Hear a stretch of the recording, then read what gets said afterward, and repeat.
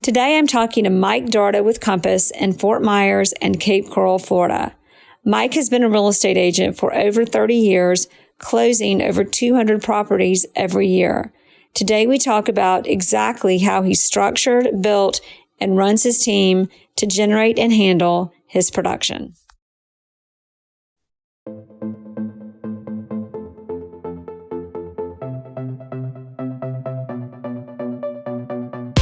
Thanks for listening to the Jere Metcalf podcast, where top real estate agents tell how they do it.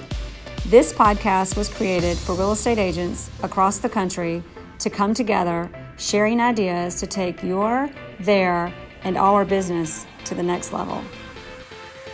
All right, everybody, it's the Jere Metcalf podcast, where top real estate agents tell how they do it. And today we have Mike Darda with Compass, a top agent from Florida, doing 200 transactions a year with his team, and really excited to have you here and learn a little bit more about how you do it. Mike, thank you so much for being on the show. Yep, thanks for having me, Jere. So tell us a little bit about first of all, tell us a little bit about your market, a little bit about your team, and then I'm going to dig deep and learn more for everybody about how you do your magic. Because 200 transactions a year is pretty impressive. Thank you. So we're in Southwest Florida. And we're quite a bit of a second home market, but with our growing population, we're quickly becoming more of a year-round market. And I've been doing this 31 years here, so not the new kid on the block. My son joined me in the business 12 years ago. Wow. Together, we average about 200 transactions a year and have done so for, I think the last 15 years. Wow, that's impressive. So 200 transactions a year for 15 years. And when y'all, see, I love how I say y'all. I bet they don't say that much in Florida. So in doing 200 transactions a year, tell me a little bit about how you set a team up to serve that kind of business and continue to consistently win that kind of business. Well, you pretty much, I found you need an assistant for about every 50 deals you do if you want to keep your customer service strong. So we have 4 full-time admin people on our team. Actually, all of our staff's been with us from, I think the shortest time has been 6 years all the way up to 25 years. So we don't have, we have almost zero turnover on staff. And, I would say the breakdown of our production is I'll do about 100 deals a year to 120 deals a year myself. My son Andrew, who is a listing agent on our team, will do another between 40 to 60 deals a year is where he's running, and then the rest are made up of buyer agent sales. And we have 2 buyer agents. Wow, that's impressive. So you guys have 4 agents and 4 assistants. You're doing 100 to 120 of those deals. And then your son does how many of those deals again? He does between 40 to 60 deals a year. And both my son's production and mine are 100% listing sales. And then the remainder of it is buyer sales. Do y'all ever take any buyers, or do the buyers all go to the 2 buyer agents on the team? All the buyers go to the 2 buyer agents on the team, because buyers, as you know, can really throw your schedule off. And to do that kind of volume, we really got to stay on schedule. Exactly. So tell us a little bit about, you've been doing business for 30 years. So you probably got some pretty consistent business coming to you, but at the same time, you've got to pay for assistants and keep 2 agents happy. So tell me, go back to as you became, or actually let's start with you are now, and then I want to talk about how you got there. So with those 4 assistants, do you have specific roles attached to each one? Like, for example, I'm listings, marketing, and closings, or do they all kind of, how do you structure that to keep it consistent and deliver as well as you do?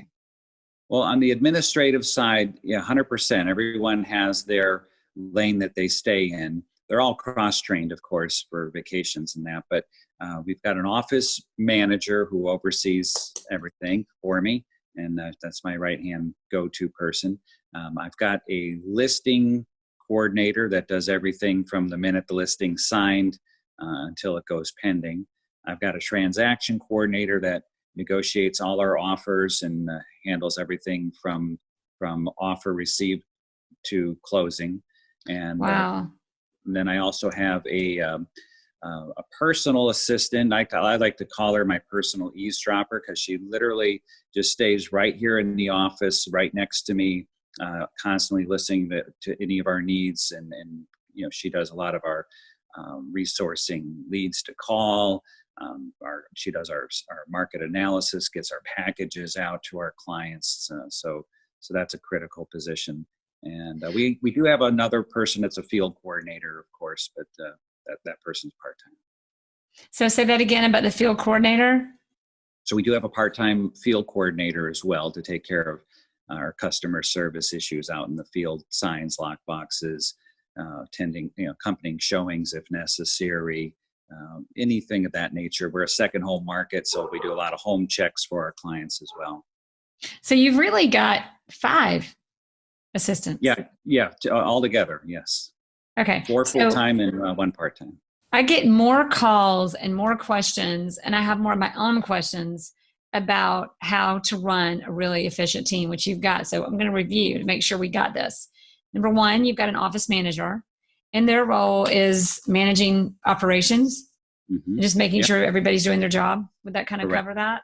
Right. That she does payroll and handles all the money for the company. So my goal is to have my whole team, well, I should say their goal is to keep me on schedule. Their goal is to keep me out with clients in prospecting for new business. So that way, my typical daily schedule is 80% my time is in dollar productive activities, and that staff's job is to make sure that it stays that way. So on that topic, and we're going to finish everybody discussing the roles of each team member, but on that topic of your 80%, I find that everybody seems to have a little bit different idea of what their 80% money-making moments or dollar production activities are. What would you say are your true 80%? What are your dollar productive activities that you focus on? Yeah. Great question. I obviously prospecting. That's that we consider our money time, and we do that about 4 hours a day. The other is going on listing presentations, of course, whether it's over the phone or in person. And then the third is talking to our existing sellers.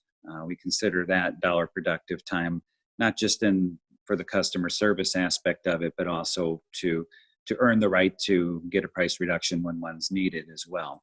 And keep the business and keep them educated, because I think that's a big, I know I'll never forget. I mean, this was like a decade or more ago, being at a Brian B. Feeney event. And I don't remember if it was him or the guy that used to speak with him a lot, but he said, when you list a house, there's the moment where it's like this honeymoon phase and you're awesome and they love you. And as time goes by, that love for you diminishes. And I would only say, would love to hear your thoughts on this, is that's if you're not calling them and not staying in touch with them and not connecting with them. But if you're doing the opposite, that actually, if you're truly engaged, it goes the other way. Or what would your take on? And of course, that doesn't mean it doesn't come without its challenges.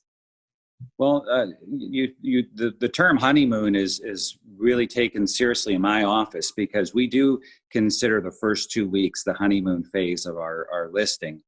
So we make it our point to over communicate the first 2 weeks. Once you do that, you've earned their trust, and now you can actually dial back the communication, because in their minds they're already made up their mind, like, okay, we chose the right agent, we know they're on top of it, so they kind of relax a little bit and make our job easier. So we make sure we talk to our new clients, whether it's me or a staff member, pretty much every second or third day, with some type of communication the first 2 weeks, just to let them know what we're doing and that we're on top of it.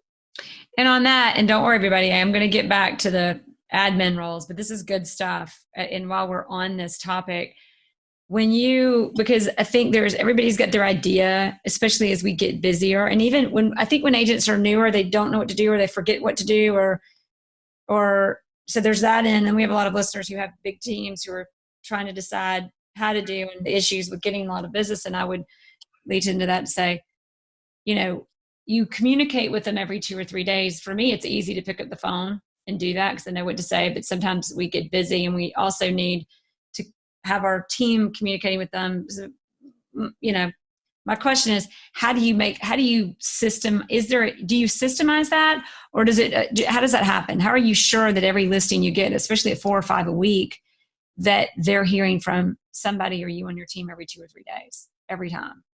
Well, it's a system we have in place. We have what we call our honeymoon checklist. It's literally named that. And can I have a copy? And seriously, yeah, we'll send that to you.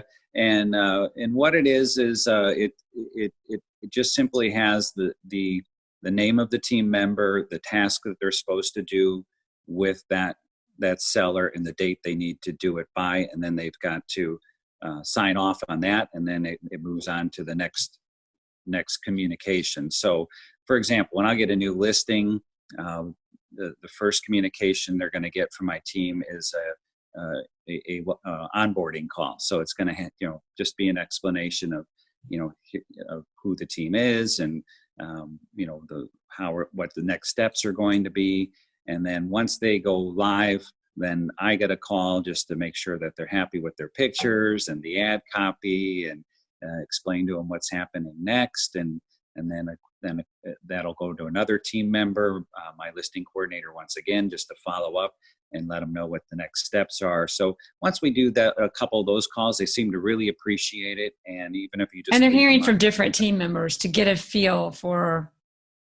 Well, I should be clear. It's just going to be the honeymoon phase. We don't want to confuse them with too many names. So the honeymoon phase is going to be my transaction coordinator and myself. So those are going to be our the only two people talking to them. So you say and that this will lead us into the next thing. So everybody, I was doing like a summary, and now I'm just going in deeper. But so on that, you say transaction coordinator, is that your listing coordinator, or is that? Oh, I'm sorry. Yeah, no, I'm at my listing. Okay. Okay, good. Okay, because I was like, yeah. Okay, awesome. So really, in the beginning, it's you and that listing manager that are going back and forth and keeping in touch and have your list of things to do. Right. Mm-hmm. And you are probably the one having the conversations with them, but you really win the listing, and that listing manager is the one who takes it on and makes sure the photo shoot, the e-blasts, the postcards, the video, whatever is in your realm of what you do for a listing is all executed and implemented. Exactly. So they're behind the scenes doing everything. I'm just really doing the feel good calls, the touch base. Here, did you like your pictures? Did you, ad copy? Is there any corrections that need to be made? Just the kind of touch base stuff. Give them the feedback from the showings, and then once we do that 2-week honeymoon phase, then I actually call them every other week from that point on, and that seems to be enough because they're getting the emails with the feedback in between. Perfect. So next question, well, we're still on the same question. So office manager, we talked about the different roles that you have, how the office manager oversees everything. Then we talked about an office manager's payroll, accounting, running is she involved in operation? Are he involved in operations, or is it? Very much so. So definitely running the office, making sure everybody's doing their job, and that's the most of what she does, and also implementing new systems and techniques. So she's valuable that way because she's not caught up on the treadmill of the routine stuff. Exactly. Can my team? Can we just come move in with you for a week? Because we're working on this, but we're like working on this. It's just been me with some help for a while, and all of a sudden we're blowing up with all of these people coming in to take on business, and we're having fun with it. But the operations is what you just said, and I think everybody can resonate listening to this, is that operations role. It's so easy to get caught up in the day-to-day, and you keep making the same mistakes over and over until you've got somebody that can step back and look over you and go, and that has the mind for it to say, all right, next time we can do better by doing these things and these checklists. On the checklist, on that listing process. So when you create checklists, I find that there's so many different ways. There's paper, there's Google Drive, there's Contactually, there's like the Contactually programs, which actually aren't made for teams, but then you can like create ones for different. I mean, how do you? We use Google Drive for our checklist, but do you have? How do you, when you're taking on? Because everybody, we haven't really. He's taking on. Mike is taking on 4 to 5 listings a week and 4 to 5 closings a week. So we're talking about, I mean, 4 to 5 closings a week, and let's just say a contract only takes 30 days, even we know we typically takes 45. You're talking about 20 or more or probably 25 contracts at any given moment. And the same number of, how many listings do you have at any given moment? We're probably carrying about 60 improved listings. That's 60 checklists for a team. How do you keep up with that and make sure everybody signs off on 60 checklists? Well, one of the keys is we don't have turnover, as I mentioned. So everybody knows their role. They're well immersed in it. So I don't have a lot of management issues. I don't have to micromanage. They're all on autopilot because they know what they're doing.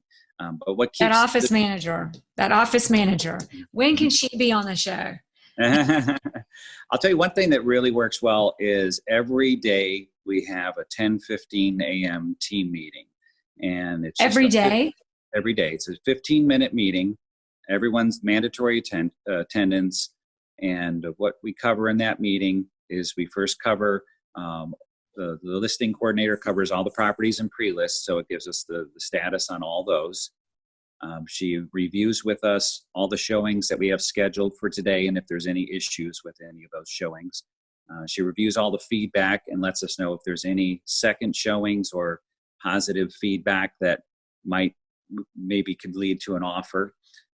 Then my transaction coordinator takes over the meeting. She gives us the update on all the offers she's negotiating, the closings that are scheduled that week, because we do the closings in office. So we want to know if our clients are coming in and, greet them. And all of your closings you do in your office? Yes, on purpose. So how do you negotiate that in a deal? You just got to find it. We are a title company, type of market, so we don't have attorneys for closings. But I imagine if you have the right attorney, you can do this for the business. They may be hungry enough. But we arranged it so they come into the office to do the closing for our buyer or seller side that we're representing. Just a great opportunity for them to be in the office. It makes us. They don't feel abandoned, like we didn't show up at the closing. Keeps us on schedule. It's at the office. What do the other agents think of that on the other side of the deal? Well, typically the other side of the deal, their client will close at the title company. So the buyer and seller aren't closing together. So they're not closing together. See, that's what I'm missing. Mm-hmm. Different markets, right? That's awesome though. Love it. And you can still do that. You don't have to, everybody doesn't have to close in the same place, even here. Mm-hmm.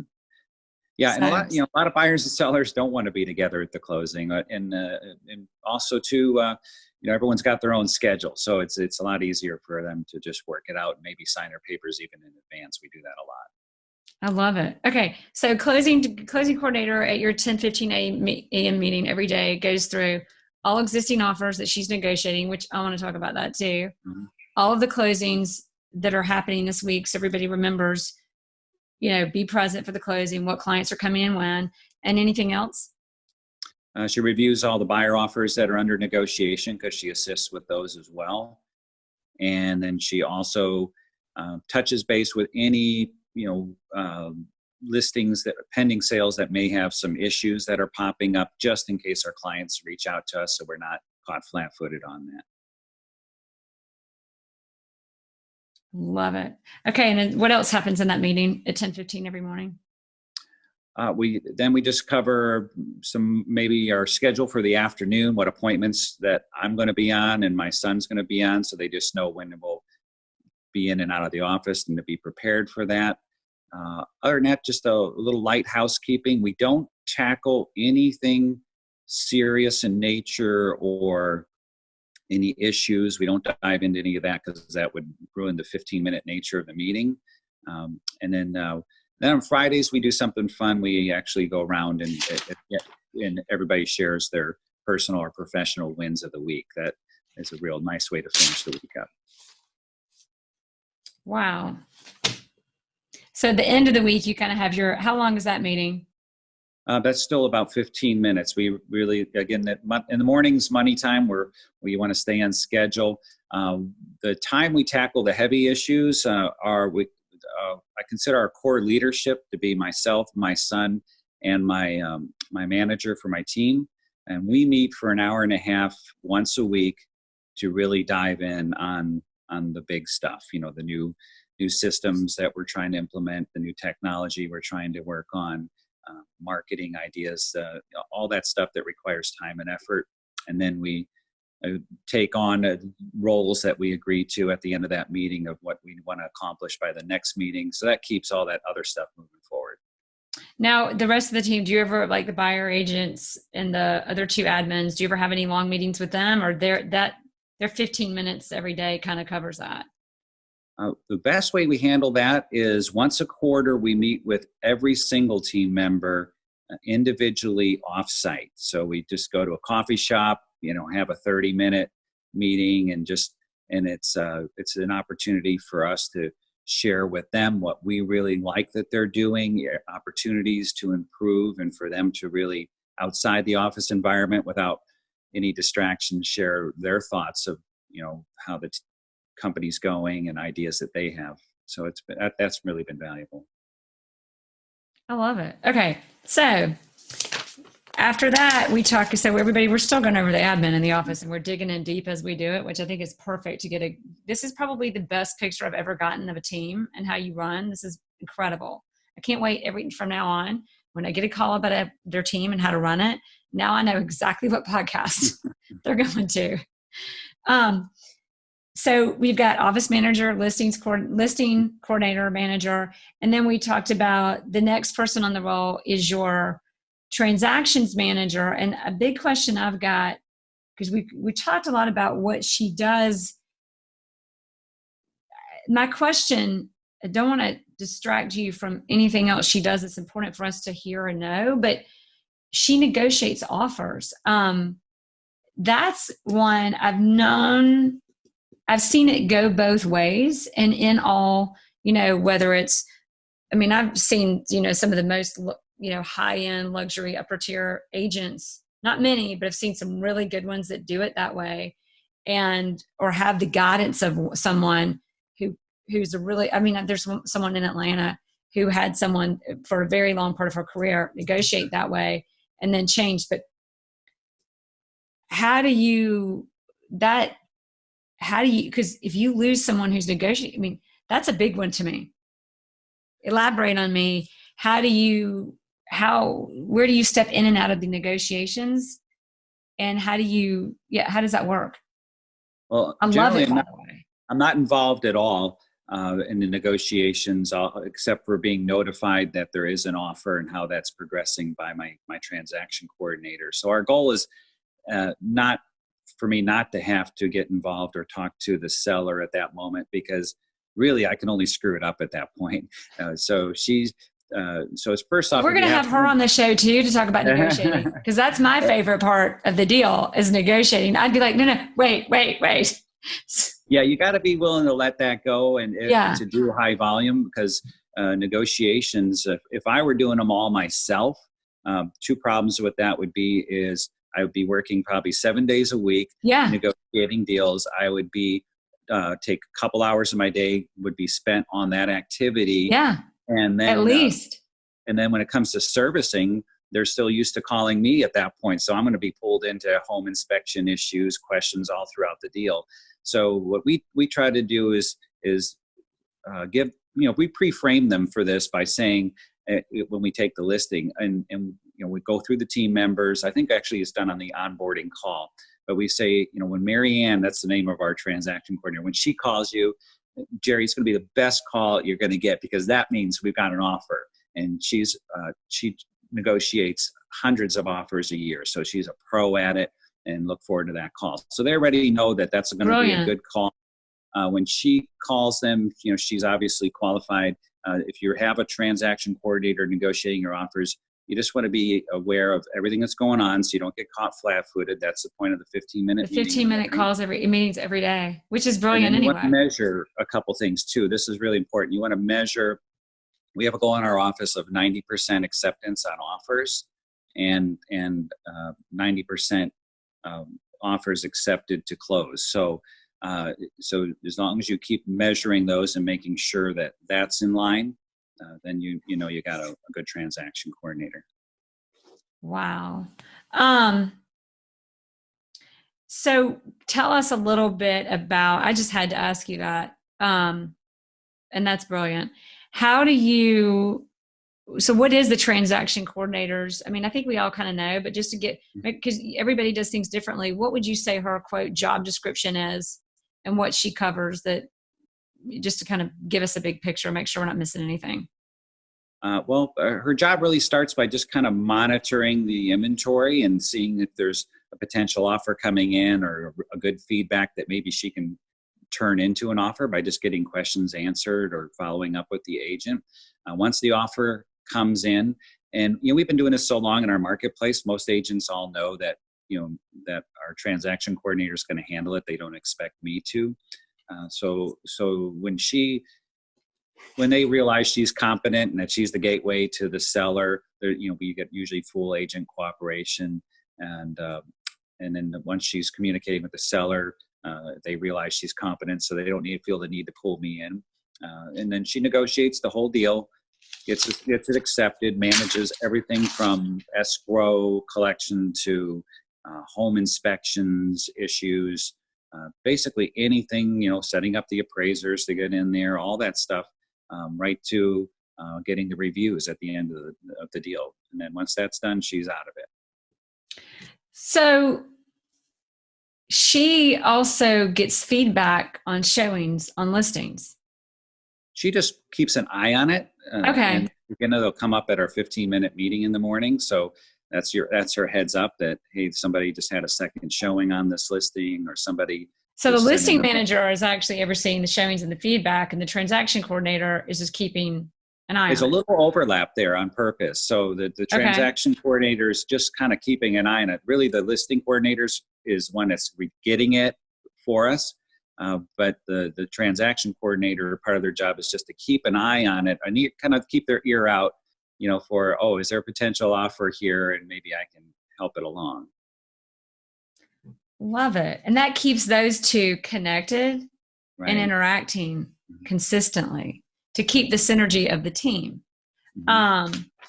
Okay. And then I've written a book now, everybody. So we're going to have the Mike Darda book that we'll release later. We'll sell it for lots of money. Don't worry. And we'll give you the majority. I'm kidding. I have way too much fun sometimes. Okay. So we talked about, now I've lost my place. I've got so much stuff, but this is great. Okay. So we talked about office manager, listing manager, transaction manager, and then you've got your personal assistant. Now, I want to be you when I grow up, Mike. I mean, seriously, I love this because you really, really have, I think most people are trying to do these things and then just get a lot of people to help them with all of these things. And you don't. You're like, no, they do these things to support you truly being able to be accessible to your clients, to do business in a very personal way, even though it's 200 transactions a year. Would that, or you're 100 to 120, but I mean, that's enough. Would that kind of sum up how this is working and how you have your team structured? Yeah, it just developed over the years because my goal was always to have at least 75, 80% of my day in dollar productive activity. So if there's something that somebody else can do well and be trained to do well, so that the customer still gets the service. And I mean, at the end of the day, the customer really doesn't, always care who does the service. They just want it done well.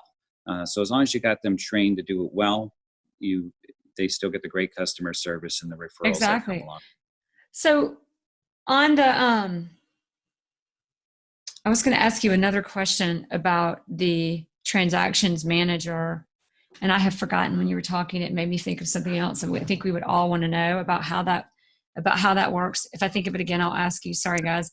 On the field, so anyway, I'm going to review one more time. Manager, office manager, payroll, operations. That's the one you meet with. That's the one who's up there with you and your son, like really seeing that everything's streamlined, running things, making the decisions. Then you've got your listings manager who's overseeing the marketing going in, the feedback, just list anything with listings. You've got your transactions manager overlapping with your listings manager on the feedback, what might turn into an offer, so that overlaps, so that when it becomes an offer and a contract, there's no gap and they're in the loop and on top of it. That transactions manager is also negotiating deals, dealing with inspections, dealing with anything regarding transactions. And now we step into your personal assistant, who is delivering packages, making sure you're it's more personal on your, you said, kind of like your shadow with you all the time, just making sure things are getting executed on your behalf so you can remain focused on your 80%. Yeah, that's absolutely right. She does everything from just monitoring to make sure we have plenty of leads to be prospecting to, following up on leads. Everything. Like picking up our lunch, just even making sure I got water on my desk. Just everything to keep me literally just focused on production. I love it. And so a day in her life looks like a day in your life, kind of, but thinking ahead a little bit for you to make sure you're not missing anything so you can be in the moment with the clients and the deals. Exactly. She's always looking at what we need to do next. She's listening to we're in the same room by design, so she can, she'll overhear maybe we get an incoming call and it's somebody asking for something. She'll already be a step ahead of me, shoving that whatever that I need data I need in my face so that I can handle that call right then and there. So if you really want to get to 80% of your day to being dollar productive, you really have to have somebody like that in the office. And Incredible. It pays for it. Okay. So love that. So now the next guy you've got is, and this is because those four we've gone through: office manager, listing manager, closing transaction manager, and personal assistant.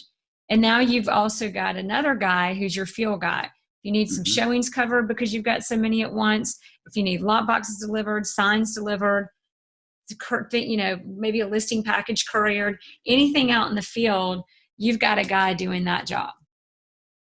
Yeah, and it's important if you have somebody in that position that they've got to be very professional, have a great attitude.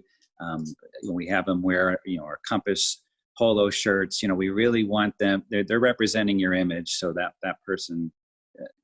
So they might be in would it be like khakis and slacks and a polo shirt so they can, move fast and pick heavy things up or whatever they need to do because they're out in the field, but they're also very professional. And does that kind of cover that image of, or? Yeah, you nailed it. Yeah. So, they're dressed appropriately for the Florida heat, but they carry a professional image. They're immediately recognizable as with my office. So they don't wonder, who is this guy, coming here putting my deal. And with a Compass shirt, it kind of reiterates. So on that field guy, is that usually kind of like intern level or entry level into the team, or who is that field guy? And how do you select him or her? We've tried both, but we find it works best actually with somebody who's mature and they have the not maybe like we've had people that were actually retirees that have done it for us and did really well. I was thinking about that. Yeah. So and they're very sociable and represent us well. The person we have right now is a middle-aged person that is just loves being out in the field, loves interacting with the clients, but doesn't want a huge responsibility. It doesn't want the stress. They just want to show up when you need them to show up, deliver when you need them to deliver. And that's great because I don't know how everybody else runs, but my team, I'm embarrassed to say, after interviewing you, we don't have a field guy. And this morning we've got a neighborhood party, like a progressive, and we're delivering branded water bottles to 3 of the homes. And we had to get our marketing director to come pick them up and haul them over there because it's marketing. But she's got postcards and brochures and, listing presentations and other things that we need her working on. But that's who we had to do it. We could have had somebody kind of on call. And so you kind of just have a guy that's on call, or do you maybe have a couple of guys on call for that kind of role, or how do you do that? No, we just have one. He works typically 4 days a week, starting at 10 in the morning, and usually he's wrapped up by 2 or 3 in the afternoon with his route for the day, whatever. And how does that route get planned? Is that the office manager? There's a program, and don't ask me what, because my staff does it, but there is some kind of calendar program that everybody puts their tasks in, and then it's somehow it's routed for them so that it's an efficient route for them to go. We're getting your team members on this show. Yeah, you're no good. Like, you're no good. You got too many people doing too many things for you that are way too good at what they do, which is exactly the message, everybody. That's awesome. I think we've got a Gen Z on our team, a Gen Zer who's on like 20 podcasts this week because he writes really well, and he's telling me about one of these I bet you it's the same program, and he's going to listen to this and he's going to be like, I told you, Jere, told you we need to get that, because I insist on, like, we've got enough apps, we've got enough stuff, like, let's just stick to what we've got. But it's a task manager. I'm dying to know what it is, if you don't mind me reaching out to your assistant and just saying, what is your task manager for your field guy? I think our whole office is run on Property Base, which is a Salesforce program, and we had it custom designed for us. My staff handled it also. I don't really know all that it does except for my needs, but it does. Somehow they put everything goes into that and then produces a list every day. So when he comes in, he just grabs his clipboard and runs. Well, and contextually, you can assign tasks and due dates.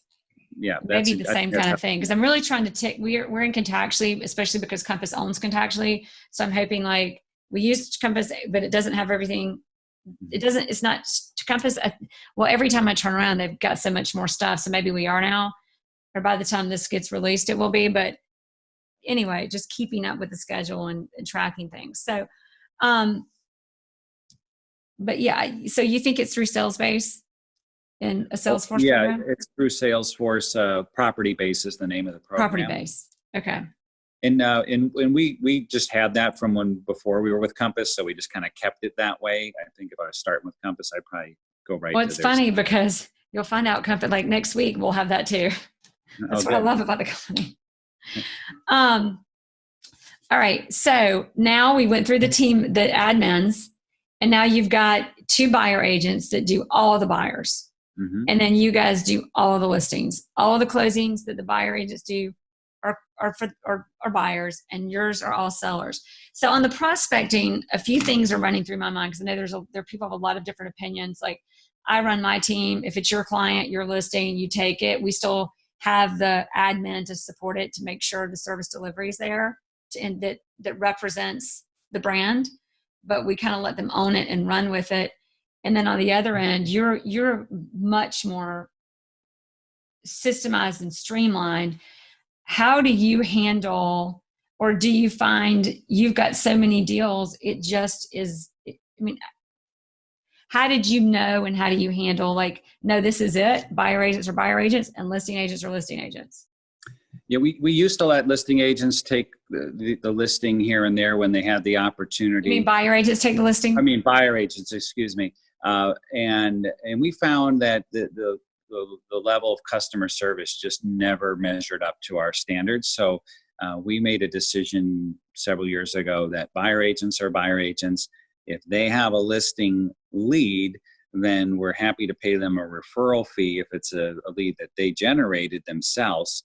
And that way we know that everyone stays in their lane and gets handled properly. I like it. Okay. And then on the listing, so you win a listing and you've got a buyer. How does the buyer feel about going out with I mean, not to be too controversial, but how do they feel about going out with another agent? Again, as long as they're competent, they do their job, they're professional to the high standard that we had during the listing. I don't see any problem with the transition whatsoever. So that person will actually do a better job than I will. They'll be able to be flexible with their schedule. Exactly. They're knowledgeable Well, and about you've got it. When I finish what you were saying? Mhm. Oh no, I've never had an issue with me transferring our clients to our buyer agents because they're really good. Well, they're really good. And would it be wrong to say you are truly branded as a unit, as a team, not just, I mean, you're the face, but you've got a founded respect for the brand of the team and the machine that you've built. And that's what people want to be a part of. Yeah, well said. And a lot of times, people don't even care if it's me or my son that shows up, right? So they are calling the Darda Group. That's what we've called ourselves for years in the marketplace. So yeah, as long as the person handling the client is professional and well trained, they're happy. Oh, that's great. Great. So that sums up your team really well on how you do things. You're efficient and you're disciplined, you're systematic, people know their job, they know what's expected of them, and it creates a very streamlined, harmonious environment where everybody can truly utilize what they're great at to make a great team. Mm-hmm. That's incredible. There's so many more questions, but we're not going to go there because I want to just leave everybody with that, summing up such a nice, clean description of how a team is run, like maybe we've never had before, on being so precise and exactly how you do it. So I want to step next into what we call our final three that you've probably heard and everybody hears on our show. The first of our final three questions is there a tool, usually it's technology, but any kind of tool other than your cell phone, that you have found most empowering for your business? Great question. There's so many, I'm trying to narrow it down. I would say that the tool that I'm most grateful for right now is the services like Showing Time or because they keep the customer so well informed that it's taken such a load off of us with communication and feedback. And so that's a lot of how I can get away with calling our clients every other week instead of having to call them weekly. Love it. All right. So and again, it's just you're like habit, like consistent. You need to write a book. I know there's a lot of them on habits, but you're like the poster child of it. I can just tell. I need to come spend a week with you. Number 2, there's no shiny object syndrome with you, or if you have it, you have other people to delegate it to. Number 2, book. If there's one book you would recommend in life and or your career that attributes to your success, what would it be? I'm a big Earl Nightingale fan. I know that's going really old school, but the old you become. Well, that's where it started. He's the what's the book? The Strangest Secret was one. I don't remember the exact name. I think it was Strangest Secret, but you become what you think about. And he's just so big on goal setting. Yeah. It's him or he reads the book, and I'm drawing a blank, everybody, on what it is. That's like the foundation of every self-help business, whatever book ever written. The people or the, I'm going to be so embarrassed when this releases because I'm going to know exactly what it is. But the one I was thinking of was Strangest Secret. But and then lately You Can't Hurt Me book by David Goggins. That's just been a powerful book for me this particular year. It Can't Hurt Me by Can't Hurt Me, David Goggins. David Goggins. So 2 quick questions on those books. I said final 3, but we got to add, because I want to know. On those 2 books, The Strangest Secret, what is the message and what's your takeaway? The message is you become what you think about. So make sure that you have clarity on your goals, and that is what you're focused on, and it's automatically going to happen for you. And your takeaway on It Can't Hurt Me, and what was that about?